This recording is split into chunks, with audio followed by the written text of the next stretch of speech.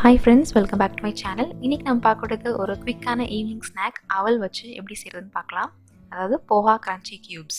So அதுக்கு முன்னாடி என்னோடய சேனல் நீங்கள் ஃபஸ்ட் டைம் பார்க்குறீங்கன்னா மறக்காமல் சப்ஸ்கிரைப் பட்டனையும் பெல் ஐக்கனையும் கிளிக் பண்ணிக்கோங்க. வாங்க ரெசிபி எப்படி செய்கிறதுன்னு பார்க்கலாம். ஒரு மிக்ஸி ஜாரில் நான் 100 கிராம் அளவுக்கு இந்த அவல் இருக்குது இல்லைங்களா, வெள்ளை அவல், அதை சேர்த்துக்கலாம். அது கூட ஒரு பிஞ்ச் ஆஃப் சால்ட், அப்புறம் ஒரு அரை டீஸ்பூன் அளவுக்கு ஜீரக பவுடர், இது எல்லாத்தையும் சேர்த்து நல்ல ஒரு ஃபைன் பவுடரை நான் அரைச்சி எடுத்துக்க போகிறேன். மீன்வைல் 2 உருளைக்கிழங்க நல்லா வேக வச்சு எடுத்துருக்கேன். தோல் நீக்கிட்டு இந்த மாதிரி நல்லா மசிச்சு வச்சுக்கோங்க ஒரு பிளேட்டில். இதுதான் நமக்கு வந்து பைண்டிங்காக இருக்க போகுது இந்த க்யூப்ஸ் பண்ணுறதுக்கு. ஸோ இந்த மாதிரி மசிச்சு வச்சாச்சு. இது கூட நம்ம ஃபைனாக அரைச்சி வச்சுருக்க அந்த பவுடர் இருக்கு இல்லைங்களா, அவல் பவுடர், அதை இதோட சேர்த்துக்கலாம். அது கூடவே நான் நல்லா ஃபைனாக சாப் பண்ணி வச்சுருக்கக்கூடிய கருவேப்பிலை, கொத்தமல்லி, அதையும் நான் இதோட சேர்த்துக்கிறேன் ஒரு ஃப்ளேவருக்காக. ஸோ இது எல்லாத்தையும் சேர்த்து நல்லா மிக்ஸ் பண்ணிக்க போகிறோம் ஒரு சப்பாத்தி மாவு பதத்துக்கு. தண்ணியில் எதுவும் சேர்க்க வேணாம். அந்த உருளைக்கிழங்குல இருக்கக்கூடிய வாட்டர்லேயே வந்து அது நல்லா அந்த மாதிரி மாவு மாதிரி ஆகிடும், சப்பாத்தி மாவு மாதிரி.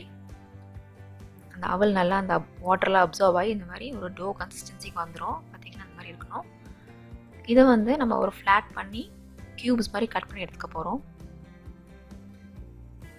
ஓகேங்களா? ஸோ இந்த மாதிரி திக்னஸில் க்யூப்ஸ் மாதிரி எடுத்துக்கலாம். ஸோ நல்லா இந்த மாதிரி மாவை வந்து சப்பாத்தி மாவு மாதிரி கொஞ்சம் திக்காக ஃப்ளாட்டாக தேய்ச்சிக்கோங்க. அதில் நைஃப் வச்சு இந்த மாதிரி ஃபிங்கர்ஸ் மாதிரி கட் பண்ணலாம். இல்லை உங்களுக்கு என்ன ஷேப் வேணாலும், அந்த ஸ்டார், அந்த ஷேப்பர்ஸ் இருந்தால் கூட அதை வச்சு நீங்கள் கட் பண்ணிக்கலாம். ஸ்டார் மாதிரி, டைமண்ட் மாதிரி, ஸ்கொயர், என்ன ஷேப் வேணாலும் நீங்கள் கட் பண்ணி இந்த மாதிரி ப்ரிப்பேர் பண்ணி ஒரு பிளேட்டில் வச்சுக்கோங்க ஃப்ரை பண்ணுறதுக்கு. ஓகே, ஒரு பேனில் எண்ணெய் ஊற்றி ஷாலோ ஃப்ரை பண்ண போகிறோம் எல்லா பக்கமும். ஸோ பார்த்திங்கன்னா பன்னீர் க்யூப்ஸ் மாதிரியே இருக்கும்.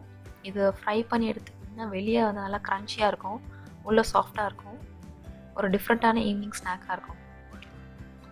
ஸோ எல்லா சைடும் நல்லா கோல்டன் ப்ரௌன் கலரில் ஆகிற அளவுக்கு மீடியம் ஃப்ளேம்லேயே வச்சு இந்த மாதிரி ஃப்ரை பண்ணி எடுத்துக்கலாம். கிட்ஸுக்கு இந்த மாதிரி டிஃப்ரெண்ட்டாக பண்ணி கொடுங்க. பட் ஒரே மாதிரி வடை, பஜ்ஜி இந்த மாதிரியா இல்லாமல் இந்த மாதிரி ஒரு அவல் வச்சு இந்த மாதிரி ஒரு காரமான ஈவினிங் ஸ்நாக் மாதிரி பண்ணி கொடுத்தீங்கன்னா கொஞ்சம் இன்ட்ரெஸ்டிங்காகவும் இருக்கும் அவங்களுக்கு. அட் த சேம் டைம் ரொம்ப டேஸ்டியராகவும் இருக்கும். ஓகே, நல்லா கோல்டன் ப்ரௌன் கலரில் ஆயிடுச்சு.